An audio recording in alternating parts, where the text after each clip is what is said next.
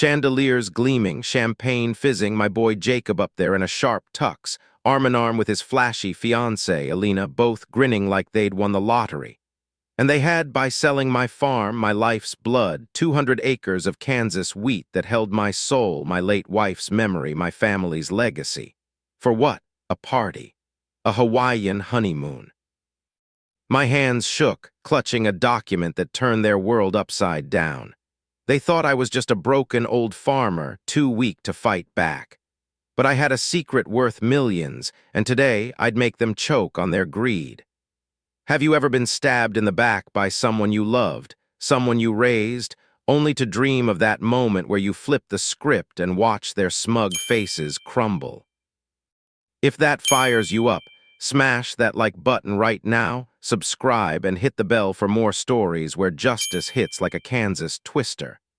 I'm diving into a tale of family betrayal, greed, and a comeback so satisfying it'll give you chills. Let's get to it. I'm Harlan, 72 years old, born and bred on a 200-acre farm in Kansas, where the wheat sways like a golden sea under endless skis. That land wasn't just dirt. It was my heart, my history, etched with my great-grandpa's sweat from the 1800s, every furrow a testament to our family's grit. I can still feel the sun on my neck, the ache in my shoulders from plowing, the earthy scent of soil after rain. My wife, Mary, was the soul of it, her soft laughter filling our farmhouse, the smell of her fresh-baked biscuits wafting through open windows at dawn. We raised our boy Jacob there, his tiny boots kicking up dust as he raced through corn rows, shouting, "Dad, this farm's mine someday, right?" My chest would tighten with pride, a grin spreading wide. "Sure is, son, it's our blood." 5 years ago, cancer stole Mary, leaving a hole no harvest could fill. I'd walk the fields at dusk, the horizon glowing orange, her smile lingering in every blade of grass. The farm kept me alive, each sunrise a promise to her memory. "I'll keep going, darlin'." But I had a secret, one I kept even from Jacob. In the 90s, I'd tinkered in my shed, mixing eco-fertilizers under a buzzing bulb, the sharp tang of chemicals stinging my nose. I patented them, built Harlan Organics, a company supplying big ag firms across the Midwest. By Mary's passing, it was worth $10 million. I stayed humble, drove my rusty pickup, wore patched flannel, because I wanted Jacob to learn hard work, not lean on my wealth. Money don't make the man, I'd think, tucking away balance sheets. Character does. Jacob, though, drifted. He left for Kansas City, chasing real estate dreams, his visits to the farm growing rare. He met Elena, a city girl with sharp eyes and sharper nails, her designer bags clashing with our dirt roads.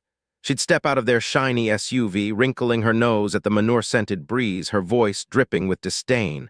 "So, rustic." Jacob would laugh it off, but I saw it, his eyes avoiding mine, his roots fraying. Last year he called, voice buzzing, "Dad, I proposed to Elena. We're planning a huge wedding, Hawaiian honeymoon, a venue with chandeliers, the works." I was happy for him, wired a few thousand from my savings. That's what fathers do, I told myself, fingers steady on the bank app. But it wasn't enough. Jacob's calls turned cold urgent. "Dad, the venue's $50,000. The DJ's a celebrity. We need more." I sent what I could, but he pushed harder, voice sharp. "Sell some acres, Dad. It's just land." Just land? My stomach twisted, a hot flush creeping up my neck. That farm was Mary's laughter, Jacob's childhood, my great-grandpa's dreams. "It's our heritage, son," I said, voice firm but shaking. "We'll figure another way." Elena got on the phone, her tone like frost on a window pane. "Harlan, don't be selfish. Jacob deserves this. You're sitting on useless dirt." Selfish. My heart pounded, a dull ache spreading. They think I'm nothing but an old fool. I lay awake that night, the farmhouse creaking, my thoughts racing. How did my boy turn into this? Greed poisoning him like blight on crops. The disrespect grew. Jacob stopped visiting, his texts all demands. "Dad, we're drowning in costs. Do something." Elena's jabs cut deeper. "You're holding Jacob back, Harlan." Each word was a blade slicing at my pride, my love. I felt powerless, like a scarecrow watching crows steal the harvest. They underestimate me, think I'll roll over. Then came the gut punch. One rainy afternoon, thunder rumbling like my own fury, a soaked letter landed in my mailbox.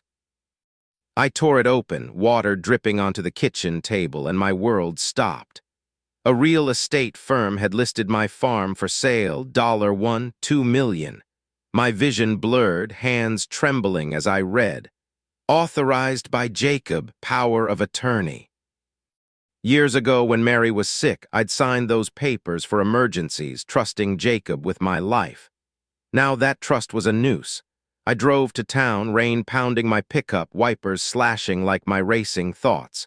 At the agent's office, the air smelled of stale coffee and betrayal. "Your son approved it," the agent said, sliding over the documents. My knees buckled, I gripped the desk, knuckles white. My own flesh and blood, stealing my legacy for a party. I called Jacob, voice breaking. "What have you done, boy?"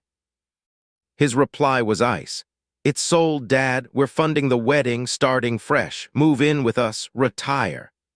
Elena's voice sneered in the background. "You're too old to farm, Harlan." Tears burned my eyes as I hung up, rain masking my sobs. They sold my soul for chandeliers, treated me like a burden. The injustice seared, a fire in my gut, but I didn't break, I planned. I played the broken old man, texting Jacob with a shaky voice. "All right, son, if that's what you want." But inside, resolve hardened like drought-baked soil. They think I'm done. They're wrong. The farm sold fast to a condo developer, Jacob pocketing $1.2 million without a glance back. No calls to check on me, just a wedding invite dripping with pity. "Come, Dad, but don't embarrass us."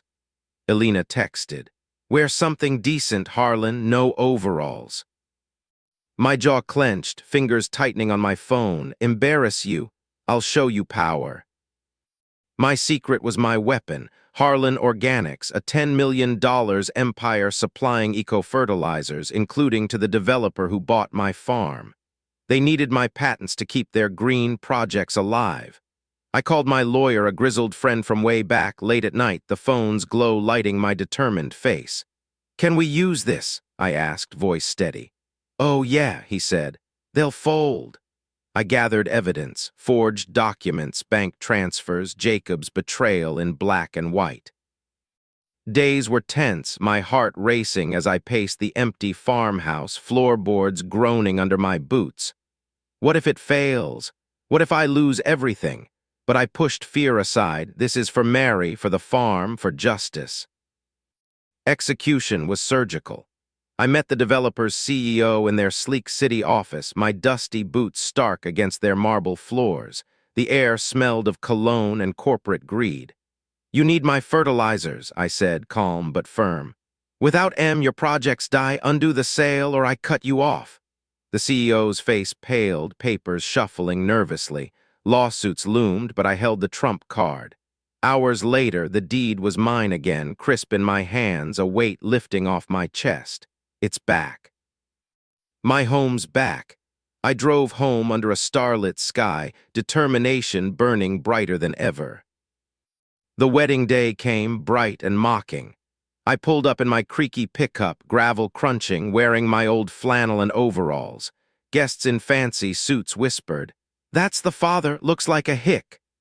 The venue was a spectacle, marble floors, floral arches bursting with color, the air heavy with perfume and decadence.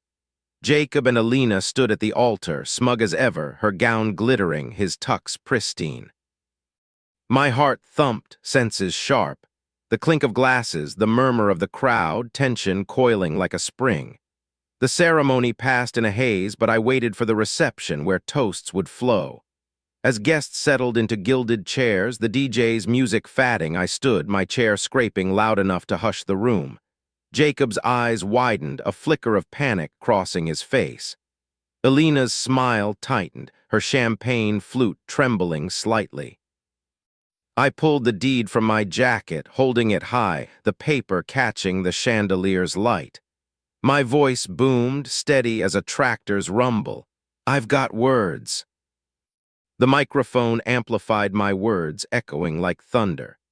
Jacob, you sold our farm, our family's legacy, your mother's memory without my consent, used papers from her sickbed to betray me, all for this. I swept my arm at the lavish spread, the glittering excess. Gasps rippled, a glass clinked loudly. Jacob hissed, "Dad, sit down." Elena's eyes narrowed to slits. "You're ruining our day, old man." But I pressed on, voice rising. "Not anymore. The farm's mine again." I slapped the deed on the table, the sound sharp like a gunshot.